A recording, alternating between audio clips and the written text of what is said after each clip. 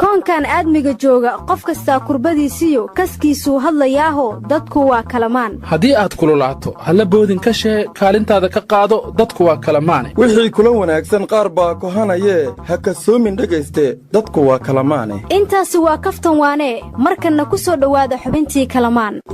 arreer kalamaanow dhayloo buweerti masaajidka laga aruuri jiri baryaagoo masaajidan nisgali jari kubadati bahalli lanki wal halaayon habsiga lijeeyi jiri habsiga gaylu kuweertiyey ma yertay warnamiya bugti meelanka filadaana ka bilaawatay ha habsiga dhahatii kudhiidi wal isliyaabi ka dambena taliigi laandheeriga haysan bogoraasan shub leeri jariya hadalay widay may erey nasiib wanaag mahabiistii shabaabta haytay kirinayti habsiga dhaha yoogo soor karsadaan lama askar iyo waardii ku hayta madiiba goriganti dafku siisadaan dhagdhag lama boobsiyankii boryaalkina ka gaadleen marka alaamuum nasiib wanaag dagaalka meelasa ka bilaawdi eri warshaakada inta taliya shub sheegay waa ka badan tahay bambooyinka iyo bastooladaha yaa maxaabiista shabaab u geey yaa dhexgeeya ah shaki male inay laba shabaab wada shaqeeyaane warnimayow aniga waxay igu yaabadnayd markii maxaabiistii shalay xabsiga dhex ka dagaalamaysay lagu dhex arkay ninkii maalin dhaweyd maxkamadda ka dhahayey baabuurka hadduu ii qarxi lahaa dad badan ayaan jahannamo u diri lahay marka shaki male inay laba shabaab wada shaqeeyaan warwaagii hore oo shalay kala dambeyntu ay jirtay ayaana xabsi ka booday kadibna ciidanku inta raadiyeen isla markiiba soo qabteen kadibna maxaabiista ayaa ku shiribtay waxayna dhaheen garasaa gadaalka booday galabtiina waa la keenay garasaa gadaalka booday galabtiina waa la keenay nimada arrintaas aniga waxaa iila darayd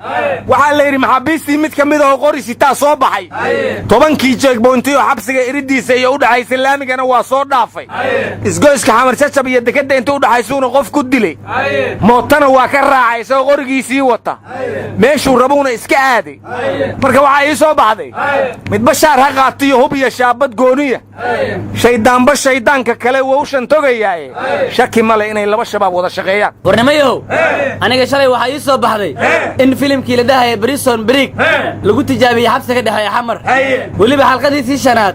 ayaa Soomaaliya lagu matelay waraniyana waxaa ii caddaatay filimkaas 1 2 3 4 inaad soo fiirsato laakiin qaybta 5aad aad ka qaday war waan daawaday waxayna ku kala bedelnaayeen maxbuuskan xabsiga dhexe markuu ka soo baxsaday isagoo hubkiisii wata mootadii inay istaajiyey qofkii shacabka ahaa mootada saarnaa markuu dilay kaliya wuu iska riday filimkii kalena gaariga qofka harantiya looga dejiyey wardadu waalnaatiin waxa xabsiga dhexe ka dhacay waxay hordhac u ahayeen doorashada qofkii codka aryaadaha warka idinkoon ku daalin anigu waxaan dhihi lahay how dalka ninkii duumaya oon dib u dhiisayn la doorama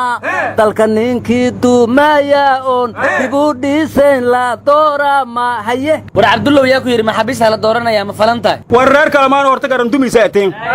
sababtoo ah madaxweynaha qudbidiis may ka jirtay dawlad ma ka horeyna doorasho qof iyo odan xabsiga dhexe irtiisa la ku gobade yaa taasoo ma waysan ahayn muga shaki male inay lama shabaab wada shaqeeyaan war xabsiga dhexe xarun shabaab ma ahane wixii ka dhacay hawl fududanay ahaayeen amaan sinniyo war hadda ka hor korneel shuutu wuxuu yiri maxaabiista telefoon haysto dadkii ka yimid la xiriiraya shabaab xabsiga dhex fadhiyo dadkii tashkiilinaya wixii lagu soo xiray biri ay ku laabanayaan marka intii taliye shuutu hore uu sheegay ayaa meesha ka soo baxday shabaabkii ay ku laabteen xabsigii ay ka dhex dagaalameen adeegini loogu dhex keenay shaki ma laha inay laba shabaab wada shaqeeyaan warnamiya usan toosinka wareersan xabsiga dhahayno maxaabiis shabaab ay la kudaya misfaqadeen leero darbiga la kabooti hatta ko uma hatta ka hor madi abdi maxamed ismaaciil abdi buur taliyaha ka hay boqol shabaab ay waday 7 bilood ka horna lama maxaabiis oo shabaab ay faqadeen tiil lahaaya hayti markan is wareereen walka artrooge shaki ma leeyno lama shabaab wada shaqeeyaan war wasiirka cadaaladda wuxuu yiri nimanka u badan gacanta u galay laakiin cid u gelisay ma sheegin wuxuu yiri waa dagaalameen meelo badan waa qabsadeen laakiin maxaabiistii askartii intii ka dhimatay ma sheegin laakiin wuxuu yiri hadda kadib ammaanka xabsiyada waa sugeena laakiin cidii hore u dayacday ma sheegin laakiin waxaan u malaynayaa anigu shaki ma laha inay laba shabaab wada shaqeeyaan war sir dawladeed lagama salgaaree anigu waxaan leeyahay shaki ma leh inay laba shabaab wada shaqeeyaan aryaadaha war ma haysiina ciidanka asluubta afhayeen kooriyaa warramay wuxuuna yiri 15 maxaabiis maxaabiisuhu waa dhimatay ciidankana afaraa ka dhimatou yidhi laakiin anigu xantaan soo maqlaan idiin sheegaahe dhegeensadha askarta dhimatay intuu sheegay oo 3 jibaaranaan maqlay naw oo meesha dagaal faraha lagaga gubtay baa ka dhacay show naw kulaha shaki ma leh inay lama shabaab wada shaqeeyaane miyaadan maqli jirin war shilalkii dalka ka dhacay intooda badan guddiyo soo baaraa loo xil saaray waxaana ka mid ahaa qaraxii sooba guddiyaa loo saaray jawaab kama keenin dilkii injineer iriisow iyo qaraxii gobolka banaadir guddiyaa loo saaray jawaab kama keenin qaraxii ekis kontarool ee dowladaha shisheeye ku eedaysay guddiyaa loo saaray jawaab lagama helin gabadhii eelborka lagu dhex dilay ee ina elman guddiyaa loo saaray jawaabna lagama helin weerarkii guriga cabdi qaybdiid guddiyaa loo saaray jawaabna lagama helin qaraxyadii hoteelada SOL saxafi iyo Maka al-Mukarrama guddiyaa loo saaray jawaabna lagama helin dhalinyaradii lagu dilay gololey guddiyaa loo saaray jawaabna lagama helin 7 bil ka hor maxaabiistii ka baxsatay xabsiga dhexe guddiyaa loo saaray jawaabna lagama helin hadda midaan ugu dambaysayna guddiyaa loo saaray ayaa la yidhi jawaabna anigu uma fadhiyo guddigu guddiyadii hore ka mid noqon doona marka waxaan leeyahay shaki ma leh inay laba shabaab wada shaqeeyaan aryaadaha waxaa soo dhibahoo dhanood sheegaysiin dadkii baari lahaay haddii maanta la baaro maxay been akhriya war taariikhda kala qabiyaynine intaasoo dhacdo aad sheegaysiin in kaloo ka sii badanba dawladdu waa cambaaraynaysa falalkaas waana ka tacsiyeynaysa waana la daba joog laakiin kalmaanta dawladdu nasiib wanaag bay ku tilmaantay waxaad ku diidaysiin hemuga shaki ma leh inay lama shabaab wada shaqeeyaane war nimanyahow guddiyadan baarista loo diro baaristooda inaan la rabin inay wax ka soo baxaan waxaan ku ogaaday dadkii la baari lahaa ayaa lagu daraa guddiyada guddiga hadda la magacaabayna wasiirka cadaaladda guddoomiye u ah taliyaha ciidanka subtana xubin uu ka yahay mugaxaad ku diidaysiin mihicir laga filaya ceeryaama ka timid warnimiyow bilaashan iswareeriyaasan geelalanki haddhi ii lahaay hooba dha'i mal helaw waradhaaya guddiga la magacaabay taliyihii xabsiga dhexe ma lagu daray war waxay ka iloobeen xubin maxaabiista shabaab ka socoto in guddiga lagu daro kaaba istikaaba maxaabiista ma loogu daraa guddiga war guddiga waxay ka iloobeen askartii waardiyaha haysa markii falku dhacay in lagu daro war guddigaasay taliyaha heegan ka dhahay markii falkaas dhiyay inoo la kareeba mahaynaba yaa waxaa kaloo ku qumaneed qolyaha bustooladaha iyo bambooyinka xabsiga soo geliya in xumin looga daro si ay arrintu u naqato shaki ma leh inay lama shabaab wada shaqeeyaane waaba tahay war taliyiishu markii uu xilka kala wareega bishir goobe khudbadu uu ciidanka asluubta u jeediyey wuxuu yidhi mushaarka hadduu soo daho maxaabiistaan gadahayna marka taliyuhu horay u afeeftay war cabdiraxmaan cabdishakuur wuxuu yidhi xabsiga dhexe falka ka dhacay taliska nabad sugiddaa ka dambeeya waxayna rabeen maxaabiis shabaab ah oo meesha ku xidhan inay fakiyaan sababtoo ah nabad sugiddii iyo al-shabaab waa isku milmeen marka waxba yaan mas-uuliyiinta xabsiga dhexe lagu meeraysan warnamiyow maysiin lahaa galandaanjareed hoobisan fiiridan galandadeed magnaka war cabdiraxmaan cabdishakuur wuxuu kaloo yidhi ciidankii 7 oo xarunta xisbiga agteeda deganaa oo maalin dhoweed qaraxa lagu waafaqay ciidankaasi waxay ahaayeen buu yidhi kuwii madaxtooyada horteeda ku bannaanbaxay muddo yar ka hor oo mushaar la'aanta ka cabanayay waxaana loo qarxiyey bannaanbixi ay sameeyeen dartiis nabad sugiddaana ka dambaysuu yidhi war cabdiraxmaan warkama wuxuu ula jeedaa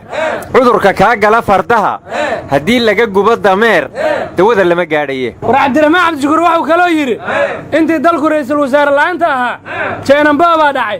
darajooyinkii ciidanka waa la boobay xilalkii waa la boobay safaaradihii oo dhan diblomaasiyiintoodii waa la bedelay hay-ado badan oo sharci darraa waa la sameeyey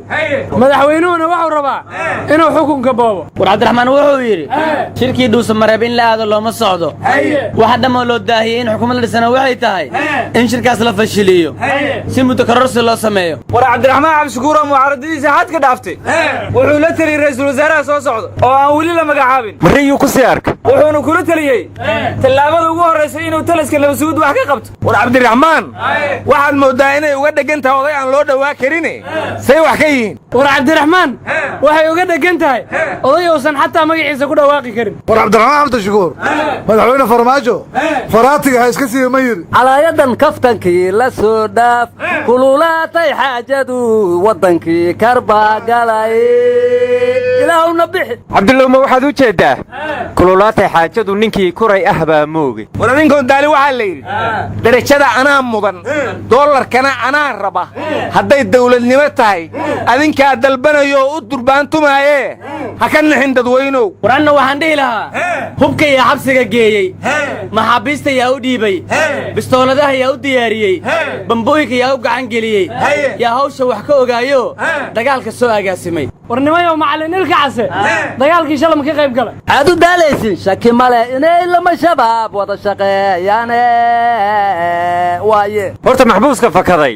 magaciisa ma la sheegay warnamiya horta magaajaylan ka fokadii malinayn sheegna may dheegi jiray dhul iyo abuura iska mogan laakiin shaka male lama shabaab inoo isla sheegayayan wargabayga waa la abdheed gareeye war uma haysaane waxaana laga dhigay shaki male inay laba shubood wada shaqeeyaan war taasna waa la sii abdheed gareeyo waxaa laga dhigay shaki male inay laba sharood wada shaqeeyaan war aniga waxaan ka baqayaa maxaabiista baxsatay in nigulu bedelo waa sababta qaylidiina badatay war anugu waxaan maqlay ninkii shalay xabsiga ka baxsaday inuu caddaayo gir lahaa waana u eg tahay war guddiga baarista loo xil saaray hadday idin weyddiiyaan u sheega aryaadhaha idinkoon isku daalin waxaan warkii oo dhan ku soo gebagabayha shaki male inay lama shabaab wada shaqeeyaan